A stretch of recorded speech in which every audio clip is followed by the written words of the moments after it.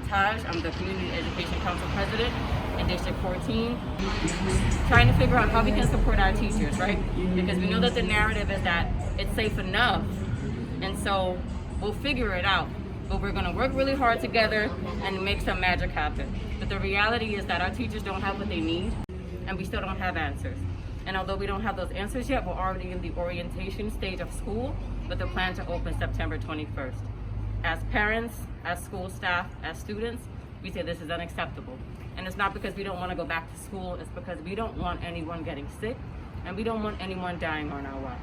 And we don't feel like we're dramatic for saying that, because we already see that there are 55 confirmed cases in New York City schools. The fact that we have not already shut down the September 21st start date is an abomination. My name's Lincoln. I work at St. Nick's Alliance. I'm a resident of We love Greenpoint. saying this. Where we have been failed is by the Department of Education.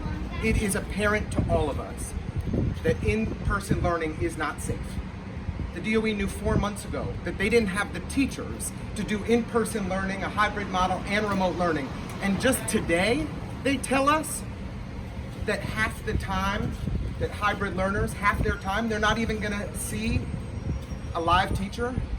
That doesn't make sense. They've been hiding the ball for months. They've been disingenuous, and they're putting people's lives at risk.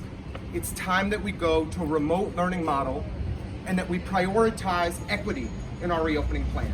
Parents and groups and organizations have been pushing for what an equitable plan should look like, and those ideas are out there. And the mayor refuses to listen. And it's been months of them pushing for that, and he still refuses to listen. And now we're about to open schools, and it's gonna all fall apart. Like within a short amount of time, we know we don't have the staff, we don't have the resources, and it's gonna collapse. And then that's more trauma and instability for our kids. So thank you everybody for being here. And you know, I think our superintendent, that's a supportive hunt. Our superintendent could do a lot more, and all of these admins within the DOE, that they need to be standing up with us and saying, no, this isn't safe for our kids. We know what the conditions are in our schools, instead of just saying, oh, we're just following orders, we're following the mandates, because when the mandates don't make any sense and when they hurt kids, you can't follow them. If you are calling yourself a leader, that's the wrong thing to do. So I'm glad we're out here outside the superintendent's office. Hi, my name is Tamara, and I am the PA president of Brooklyn Arbor in D14. Today was an incredibly frustrating and terrifying day, both for teachers and for parents and for students.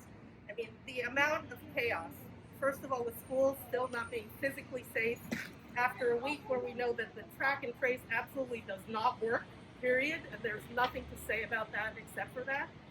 So many changes between blended and remote, that teacher and class assignments are changing even at the last moment.